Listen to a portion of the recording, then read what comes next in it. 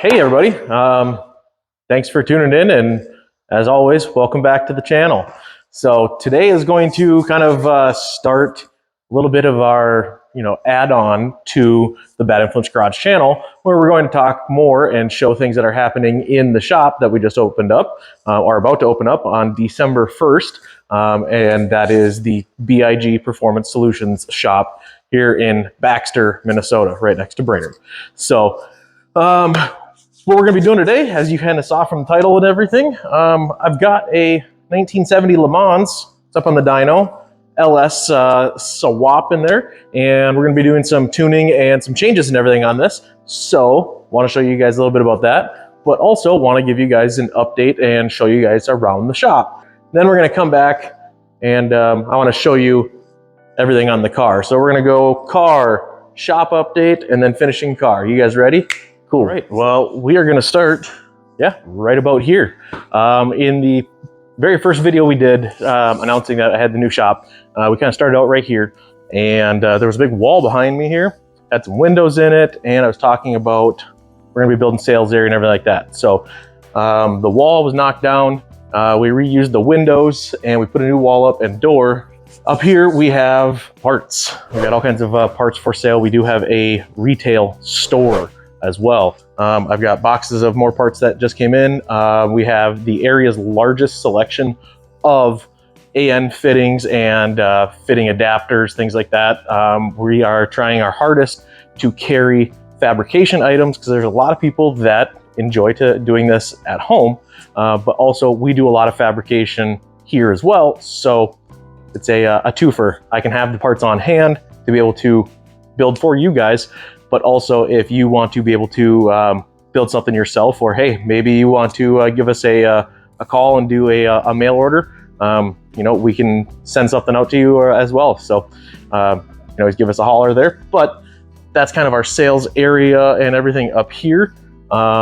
Sales desk, computer, and as I get closer, we have my office back there. As you see, open door policy is my joke about that, but this will be your sales area. Like I said, we are getting ready to open up, and we are finishing some cleaning. So the shop is a little bit of a mess to me right now.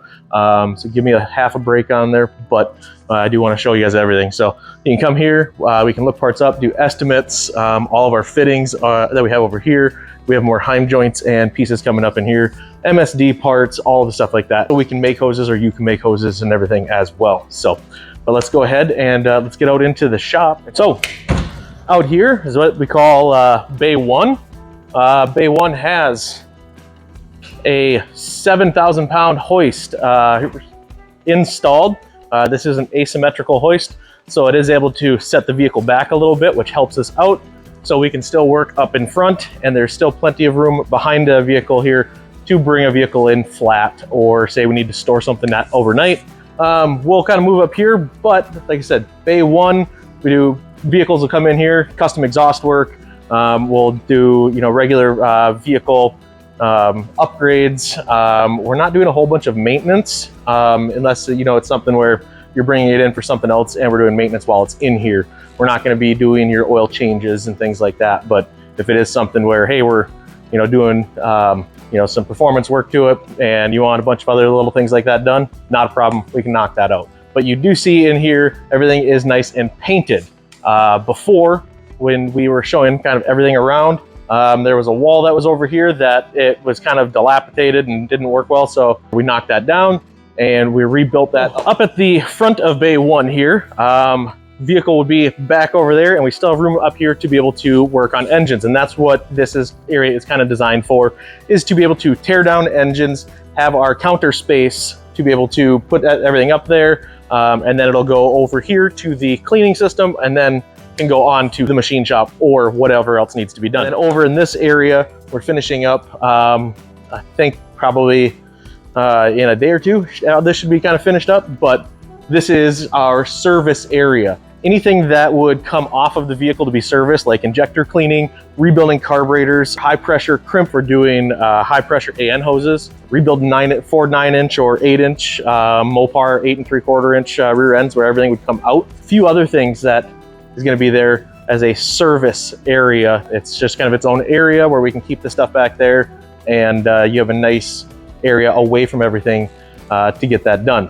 Off over to the side here, this is the engine assembly room.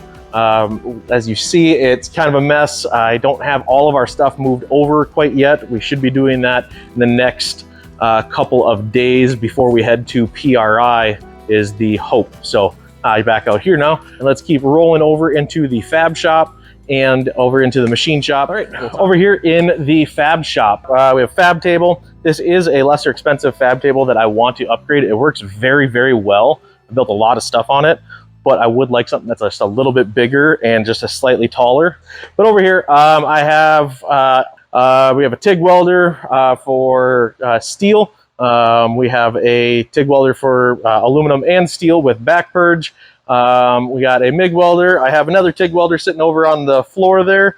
It's a small little one. It's a 110. Might do a giveaway on that. Let you go in the comments below and let me know. If I were to do a giveaway on a TIG welder, would anybody be interested in that? Maybe we'll do an intro or a video on the basics of TIG welding sometime, and that can go with that, but who knows. So over here, we also have another bandsaw. We have a CNC plasma table, workbench area. This is all lit. So we have our bandsaw, another sander to go with that one, arbor press, and a grinder. Now, something that's really cool is that grinder came from my grandfather's house that he built in the 70s, which is about 12, 15 miles from here. And when he moved out of there, it went to my father's house. And then we used that for building race cars when we were doing dirt track for many years. Then I went down to Paradigm.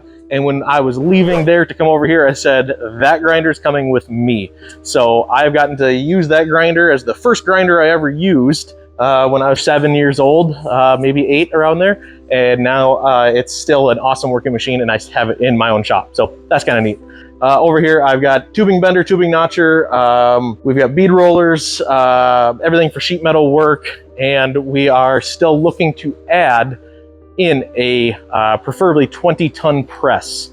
Let's go look at the machine shop and get into a little bit what's going on over there. All right, so we are over in the machine shop. Now you can see over here that it's kind of a mess. Yep, I have bought some new machines when I can afford that. And it came with a lot of equipment and tooling. And then we have some other stuff that came from the Paradigm shop. So I'm integrating all of that, trying to get it all organized into toolboxes and areas. As I was saying in earlier videos, I had other plans for equipment in here. I mean, there's a lot of room and a lot of open space here.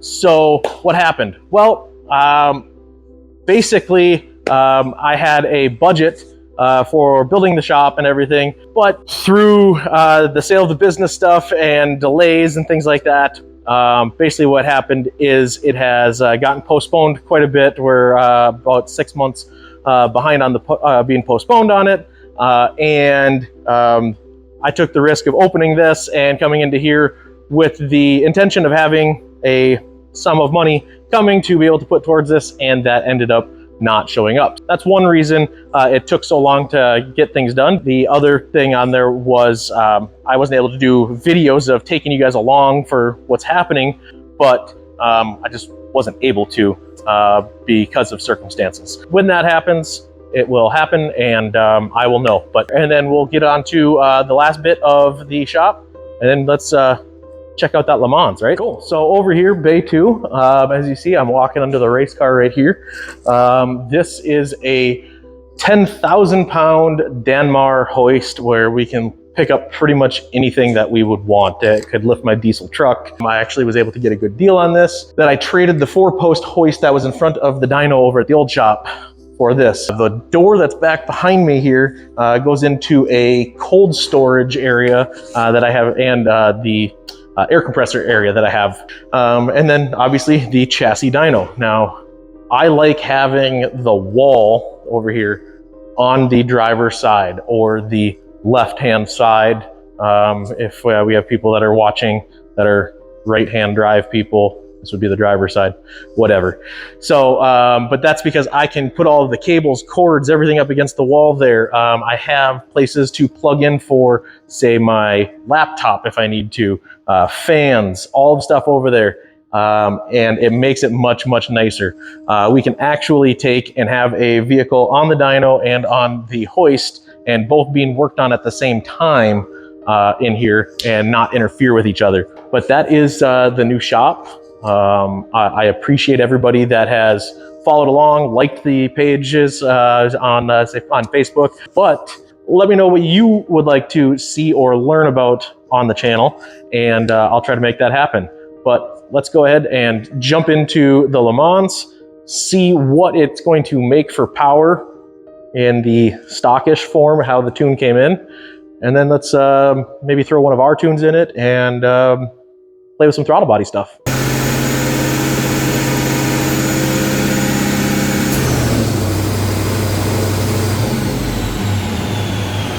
So day or so later, you guys saw I made a pull there and tried to make a pull, and it didn't really want to work. In the tune on this, because it has the Terminator X, it was all kind of set up on just the handheld, which that works fine and dandy. But when we would try to make a pull on there, it had some issues. It was running into some low timing, going extremely high in the pressure for map on sensor on that, and it didn't really want to move very much when we had load on the dyno and such. Dive into the tune a little bit more, had the incorrect map sensor selected in the tune. So when we would go wide open throttle, it said it had almost 3 pounds of boost. So got that rescaled, found a couple of other things that we needed to fix in here, and got it so it would make a pull. Unfortunately, it ended up being late at night and I didn't get it on video. Now we're gonna change the throttle body on this. This had a factory style, like a 75, 76 millimeter throttle body. The intake manifold that we have on this is a Trailblazer SS, and it came factory with like an 88 or 89, 90 millimeter throttle body. So as we would make a pull, we'd go up on RPM and the vacuum would increase because it wanted more air. So customer has a throttle body here. This is a 92 millimeter throttle body that gonna work much better. So we're gonna go ahead and install this and then make a pull in just the same tune that we had before. We might go in and add just a little bit of fuel because we know it's going to, you know, get more air. But let's go ahead and see what it did in the factory form for horsepower when it came in, as well as what it's going to do afterwards.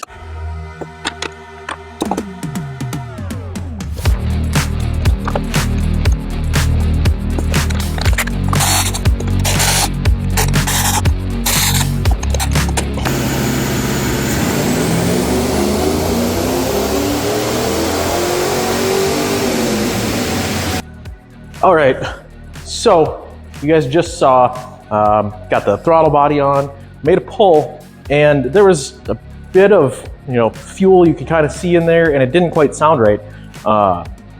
When we actually went back to the dyno and looked at it, it dropped like 30 foot-pounds and 30 horsepower.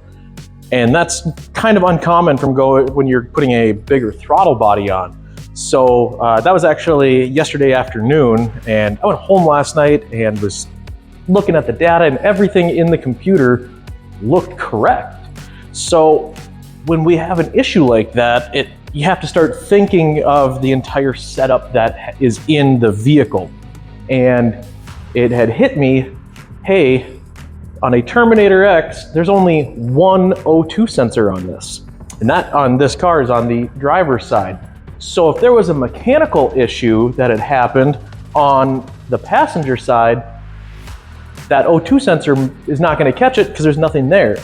Well, I ran out this morning and I got a new set of spark plugs because I had an idea, just, you know, maybe there's something wrong there. And when we pulled the very first one out on number 2, we had a cracked spark plug right on the porcelain. Yeah, that is going to drop a little bit of power and cause some issues. So we put new spark plugs in there, put 6s in it, and gapped them. They're gapped at 30 thou. I made a pull. We'll put the results up on here and we are up at 389 horsepower. So we're up over 30 horse, and we're up some torque on there a little bit. The torque isn't changing too much, which I kind of figured it wouldn't on there. It's more of that power and getting it to come out. Now, you can see we've gained a ton of RPM where it was making peak power as well. So now we're gonna go into here, we're going to start tuning a little bit more. Our fuel is actually looking really good. I pulled some of the plugs, looked at those as well, just to verify since they were brand new. Timing is a little low, which I already knew it was going to be. So we're gonna play with a little bit of timing, adjust some fuel, and get this tuned for max power. Then we're gonna be using the dyno. We're gonna do some steady state stuff and get all the drivability and cruising good on there for fuel and timing.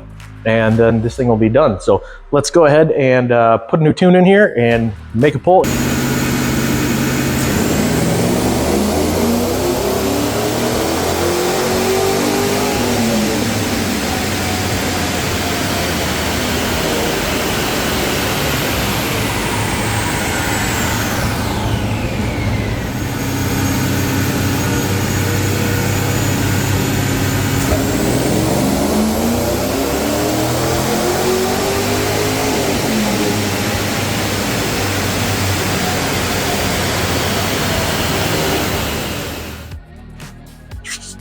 Okay, so you guys just saw the 2 pulls in a row there. Our first pull, we had just a little bit of timing on it, and it picked up quite a bit. Now, when I do tuning, especially for power pulls and everything on the dyno, I usually go in and I knock the timing down pretty good out of it.